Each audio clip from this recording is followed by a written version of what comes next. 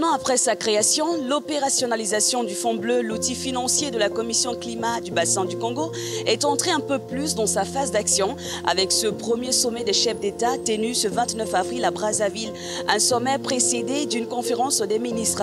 Cette troisième conférence des ministres des États de l'Afrique centrale, de l'Est et du Maroc a abouti dans un premier temps à la validation d'une feuille de route répondant aux problématiques climatiques des pays du bassin du Congo, suivie de l'étude de préfiguration de ce fonds bleu, le tout devant servir à convaincre les investisseurs.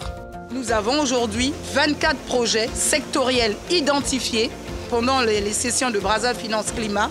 Ces projets sont identifiés, je vous le répète, les projets sectoriels des États et programmes identifiés. Et nous les avons retenus avec l'ensemble des États signataires.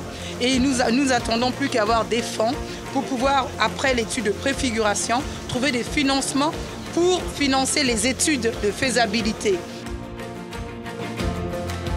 En effet, depuis la conférence sur le climat à Marrakech en 2016 et le sommet sur les tourbières en mars dernier, le Maroc n'a cessé de multiplier les actions en faveur de l'opérationnalisation du Fonds bleu. 500 000 $ ont même été déboursés par le Royaume pour l'étude de préfiguration. Nous avons choisi de soutenir ce programme car il est fondé sur un nouveau paradigme qui répond aux besoins présents et futurs. Il s'appuie en effet sur des programmes intégrés, inclusifs et solidaires de la nouvelle économie bleue et verte. Nous avons été confortés dans notre soutien par la dimension humaine placée au cœur du projet. La protection de ce biotope forestier qu'est le bassin du Congo nécessite un financement conséquent et les 13 pays de la Commission climat du bassin du Congo espèrent convaincre davantage les bailleurs de fonds internationaux à investir dans les projets allant dans le sens du développement durable de leurs économies. L'humanité devra prendre conscience et accéder aux réparations à consentir et aux compensations à acquitter au nom des intérêts des peuples et des États du bassin du Congo. Ce fonds bleu vise à réduire la dépendance de la région à l'égard des combustibles fossiles. Les pays présents à Brazzaville se sont engagés à tour de rôle à réduire leurs émissions de carbone, à renoncer à pratiquer l'agriculture au niveau de ces zones et à assumer des modes de vie compatibles avec le respect des tourbières pour l'équilibre climatique de la planète. La préservation du bassin du Congo est très importante. Pourquoi? Parce que c'est, vous savez, la forêt d'abord en elle-même, l'arbre en lui-même est un puits de séquestration de carbone à cause des questions d'atténuation climatique.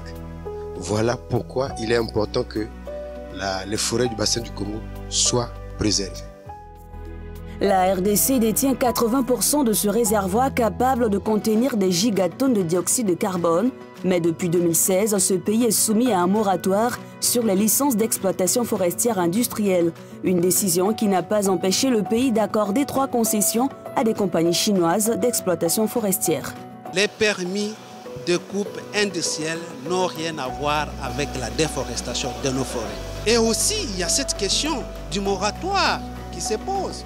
Pourquoi il n'y a que la République démocratique du Congo qui a ces forêts qui sont sous les coups des moratoires? Les Gabon n'est-il pas un pays forestier? La Guinée équatoriale, la République centrafricaine, le Congo, Brazzaville, ne sont-ils pas des pays forestiers?